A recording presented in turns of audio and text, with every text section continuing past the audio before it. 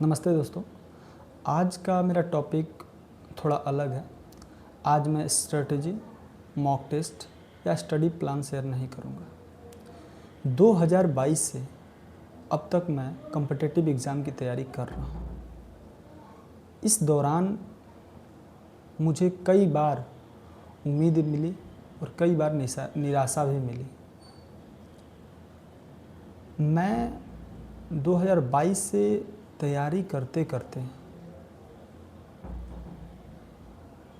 आज ये महसूस किया कि मैंने आज 2026 में जब मैं पीछे मुड़ के देखता हूँ तो मुझे लगता है कि हर बार किस्मत की गलती नहीं होती है, कुछ खुद की भी गलतियाँ होती हैं जो उस दौरान दिखाई नहीं देती।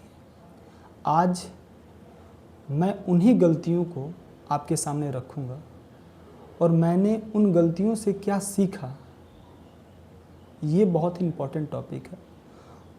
और एक बात सच है कि गलतियाँ करने से ज़्यादा गलतियों से सीखना सही होता है। चाणक्य की नीति है कि आप दूसरों की गलतियों से सीखिए, क्योंकि अगर आप खुद गलती करके चीज़ों को सीखने लगे तो ये उम्र छोटा पड़ जाएगा। तो शायद मैं ये गलतियाँ आपके सामने अगर रखूँगा तो आप भी इनमें से कुछ गलतियाँ आप भी कर रहे होंगे, आप अपने लाइफ से इसको रिलेट कर पाएंगे।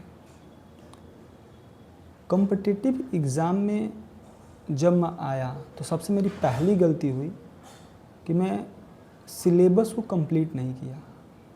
आज तक की मैं बात कर रहा हूँ कि मैंने कभी सिस्टमेटिक तरीके से सिलेबस को कभी नहीं पढ़ा। सिस्टमेटिक तरीके से सिलेबस न पढ़ने के कई रीज़न होते हैं, क्योंकि वो सारे कॉन्सेप्ट उस टाइम तो क्लियर होंगे लेकिन आप उसको याद नहीं कर पाएंगे।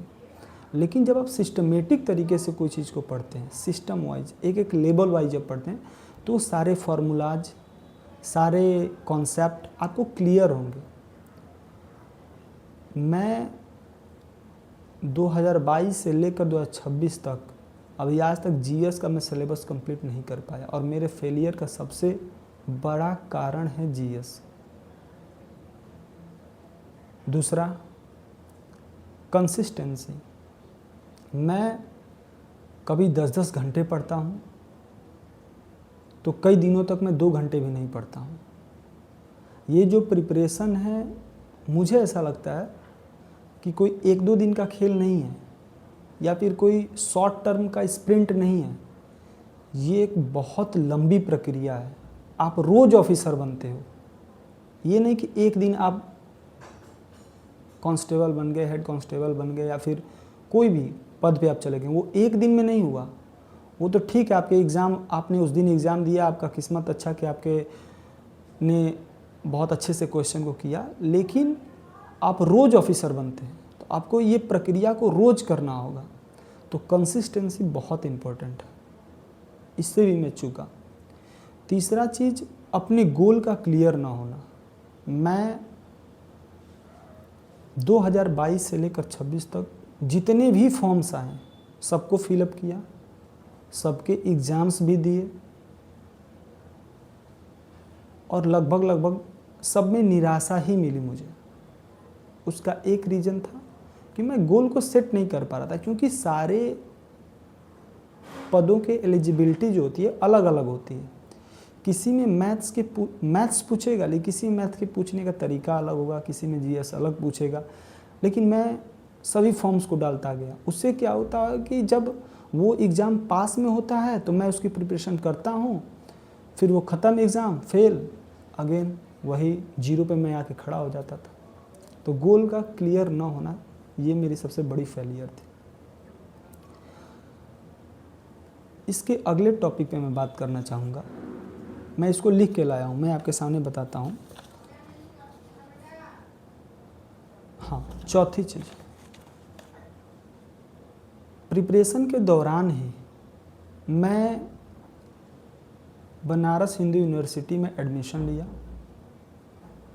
ताकि मैं अपनी स्नातक की पढ़ाई को पूरी कर सकूं। देखिए, बैकअप का होना ज़रूरी है, लेकिन फोकस मेरा चेंज हो गया, क्योंकि कॉम्पिटिटिव एग्ज़ाम पूरी तरह से अलग और ये हमारे बीए की जो जर्नी है पूरी अलग हो गई, जिससे इन दोनों के बीच में कनेक्शन बैठाना बहुत ही मुश्किल हो जा रहा था। इससे कई बार मैंने प्रिपरेशन बीच में छोड़ भी दी थी। 2023 से लेकर 2026 तक मैंने ग्रेजुएशन किया। सेंट्रल यूनिवर्सिटी की ये कमियां होती हैं, ये कमियां नहीं है, ये तो उनकी क्वालिटी है कि जब आप यहाँ से ग्रेजुएशन कर रहे हैं तो आप फोकस होकर ग्रेजुएशन ही करिए। लेकिन मैं दो नाव पे बैठने की कोशिश किया और इसका एक कारण ये भी रहा कि मैं बीए पास तो किया, बहुत अच्छे मार्क्स भी आए, लेकिन उस तरह से कंप्लीट नहीं किया कि मैं बीए के आगे भी उस सब्जेक्ट में अपनी पढ़ाई को बढ़ा सकूं। तो अगर आपको कॉम्पिटिटिव एग्ज़ाम्स की ही तैयारी करनी है, वनडे एग्ज़ाम्स की मैं बात कर रहा हूँ, अगर इसकी ही तैयारी करनी है तो मेरा ख्याल है कि आप बिहार या फिर यूपी कोई सेंट्रल यूनिवर्सिटी से आप ना करके किसी भी कॉलेज से, नॉर्मल कॉलेज से आप बीए की डिग्री ले लें। इससे क्या होगा कि बीए की नॉर्मल डिग्री भी मिल गई और आपके समय की बचत भी होगी। तो सबसे बड़ा कारण ये मेरा रहा है। इसके बाद उन्हीं कारणों में जब मैं कोई मॉक टेस्ट देता था तो उसकी एनालिसिस नहीं करता था।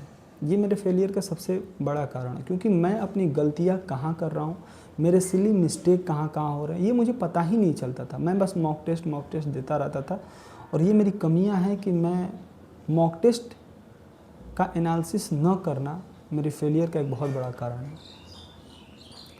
और मैं एक रीज़न और आपको दूंगा, शायद आपके अंदर वो चीज़ें ना हो, मेरे अंदर है, मेरा हेल्पिंग नेचर का होना। मैं बहुत ही ज़्यादा हेल्पिंग नेचर का हूँ।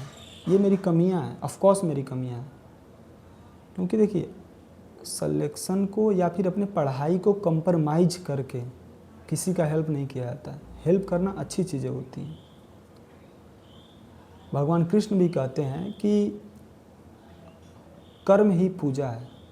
आप कर्म करिए, आप अपने कर्म को करिए। इससे लोगों को हो सकता है कि नाराज़गी हो, आप हेल्प ना करते हो, बट अपने कर्म पे ध्यान रखें।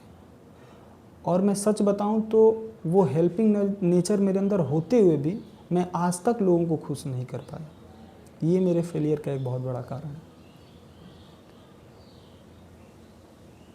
इन्हीं कारणों के साथ आज मेरी ये जर्नी यहाँ तक पहुँची है।